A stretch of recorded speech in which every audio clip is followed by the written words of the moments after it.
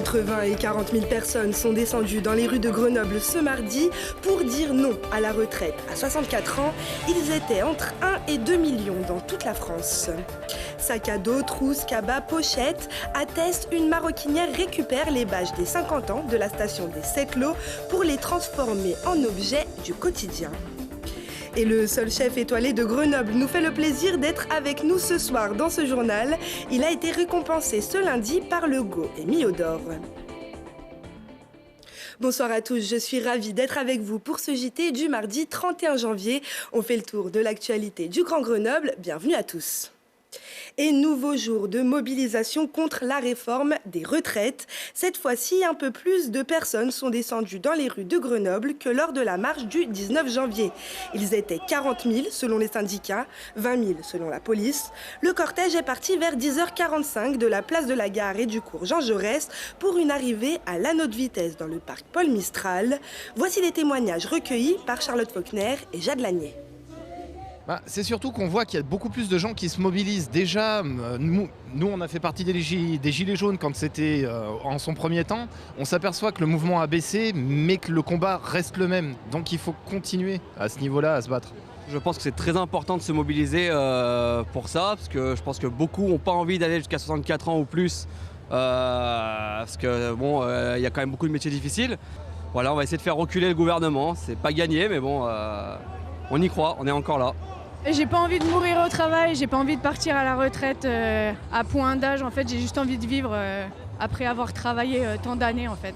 On n'est pas les seuls à le dire, 80% des citoyens français sont opposés à cette réforme qui va pénaliser la totalité des salariés. Plus 2 ans, c'est énorme.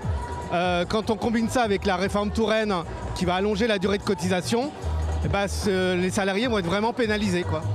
Je m'y oppose parce que j'ai des enfants, des petits-enfants, qui dans quelques années seront certainement à la retraite. Et je voudrais bien qu'ils aient une retraite correcte et puis qu'ils ne passent pas à 65 ans ou 67 ans. Ça prend de l'ampleur, on voit qu'il y a nettement plus de monde que la semaine dernière, beaucoup plus. Même des gens qui ne sont pas adhérents au syndicat. Donc ça c'est bien. Ça veut dire que les gens prennent conscience que cette réforme des retraites est injuste pour l'ensemble des salariés, pour l'ensemble des travailleurs et travailleuses. Et pour toutes les catégories. Donc ça, c'est très très bien. Et le projet de loi arrivera fin février au Sénat où des négociations s'ouvriront entre le gouvernement et les Républicains. En 2022, la station des Sept-Lots fêtait ses 50 ans.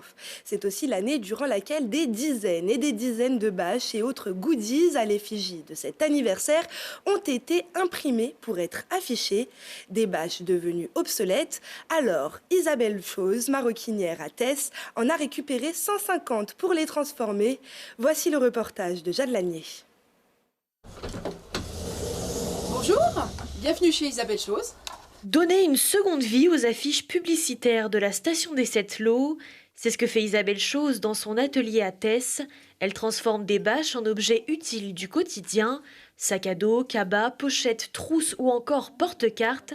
Fabriquer un article lui demande entre 15 minutes et 1h30 de travail. Le porte-carte, d'abord on découpe les différents éléments qui sont composés de deux grandes parties, deux rectangles. Les deux rectangles que vous voyez qui sont le dos, le devant et qui vont servir de poche pour les billets.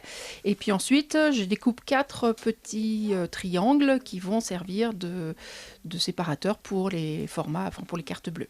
Ensuite, je préassemble avec un scotch transfert. Je passe à la machine. Donc d'abord les bords des triangles qui vont servir de poche. Je place mes triangles sur la face intérieure de mon portefeuille. Je les couds. Et ensuite, je vais réassembler cette pièce quasi finie avec le dos du porte-carte. Et après, je fais les finitions, couper, araser pour que ça tombe bien droit.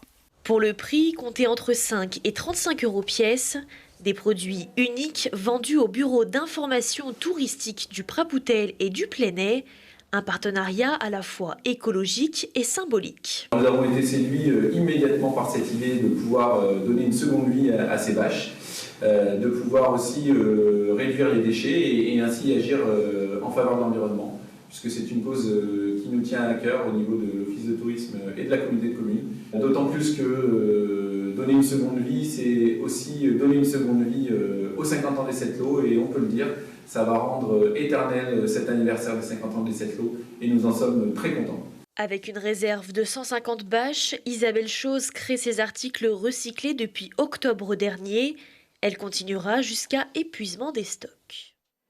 Ces articles sont vendus à l'Office de tourisme du Prapoutel et du Plenay.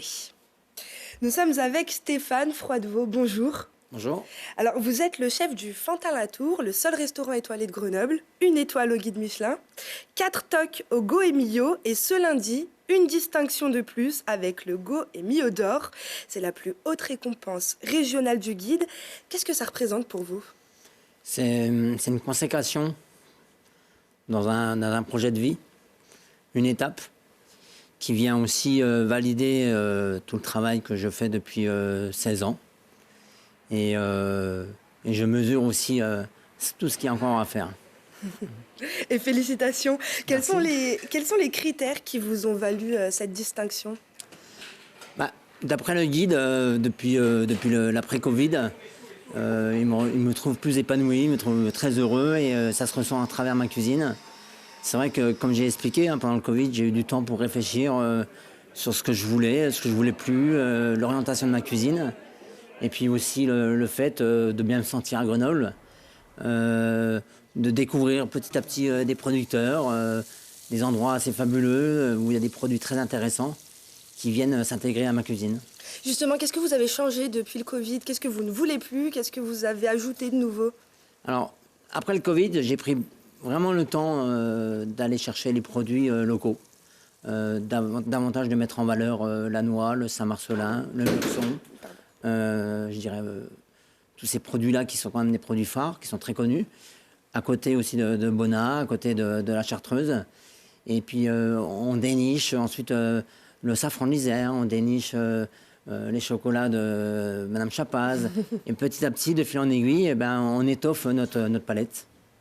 On lit beaucoup dans la presse que vous êtes loin du cliché du chef du restaurant étoilé. Qu'est-ce que ça signifie ?